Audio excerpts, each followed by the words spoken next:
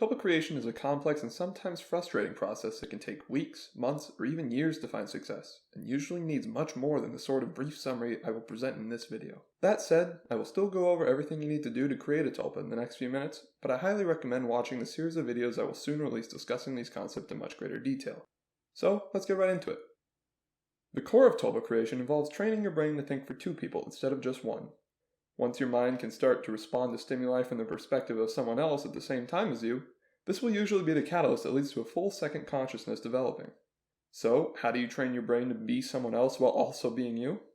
You talk to yourself. Okay, well, hold on. You don't just want to talk to yourself. That probably won't get you anywhere. Instead, you should just assume that the tulpa already exists somewhere in your mind and that you are just waiting for them to learn how to speak up. Do this enough, and if you're like most people, you'll eventually start getting responses back from fledgling tulpa. Listen up, because this part is important.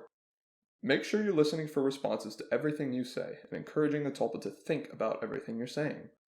Otherwise, you'd just be ranting and monologuing, neither of which are particularly beneficial to developing a tulpa. Also, for heaven's sake, don't talk to your tulpa out loud unless you're alone. Using your internal mind voice works just fine and doesn't make you look crazy. Technically, doing that alone should produce a tulpa with enough time and patience. However, there are things you can do to refine the process and make it a bit more enjoyable for both parties. If you want a tulpa with a specific type of personality or character, you can go through the process of personality forcing. Usually, this involves symbolically imbuing the tulpa's form with a list of traits, followed by demonstrations and examples of exactly what each of those traits mean. Don't underestimate the power of symbolism, and keep in mind that this simple method can produce drastic personality-altering results. Listen up again, this is important. Do not personality force a tulpa that can already talk or respond in any other way. How would you like someone forcibly changing who you are? Also, you don't have to do this at all. Many people prefer to let their tulpas naturally develop a personality through experiences and whatever the subconscious considers natural. For those with a specific persona in mind, don't feel bad about doing it. Another optional but highly recommended process is creating an initial form for your tulpa. Spend a few hours sculpting the visual appearance of your tulpa down to minute details. You could match the appearance to the tulpa's personality, or just choose something you find appealing. If the tulpa wants to change, let them change, but many tulpas very much like their initial forms. You can develop a formless tulpa, and allow them to create a form once they gain sentience, but some of my past research indicates that hosts who create their tulpa's first form for them have an easier time throughout creation process, probably due to their ability to visualize the person they are creating. There are many different forcing methods you can take part in to add variety to your experiences while still contributing to your tulpa's development. Many people enjoy creating imaginary worlds and adventures to spend time in with their tulpa, to varying degrees of detail. My personal recommendation is to focus your time spent in these worlds on teaching your tulpa, at least until they can talk and think at a substantially complex level.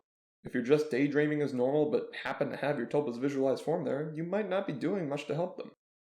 Many young tulpas also respond well to physical interactions with their forms, both in your mindscape and when using open-eye visualization. This could be a hug, a handhold, or my personal favorite, carrying your tulpa like a backpack or on your shoulder. Of course, no two creation experiences are the same. Although there are common patterns and better or worse ways of doing things on average, your mind in a specific situation could be different from how most other people operate. What works for you could be something entirely different, and conversely, what works for others is not guaranteed to be a big help for you. Just remember that your intent is to train your brain to think for a second person, and you should be able to find something that works. Once you reach the point where your tulpa can talk to you, development should rapidly accelerate. Through two-sided conversation, you can get much more done and begin to teach your tulpa about the world. Some tulpas form with an understanding of the world around them built off your memories, but others, like both of mine, are formed knowing nothing of the world. Don't fret if that's the case for you, as we quickly learn to treasure the time spent explaining things and showing them the world. It is impossible to tell how long tulpa creation will take you. A lucky few people can do it in a day, but most take weeks, months, or longer to make their tulpas. I've found that the average creation time sits at around 2 to 3 weeks of daily forcing for a tulpa to begin talking, but again, this is highly variable.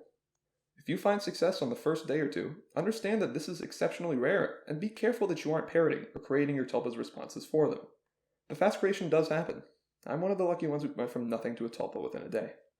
Like I said, there are a lot more details involved in this, and you probably want to find some additional guides and resources to help educate you on the process. Look at more than one of them, as each has its flaws and is ultimately nothing more than a relative recollection of the author's experiences and ideas.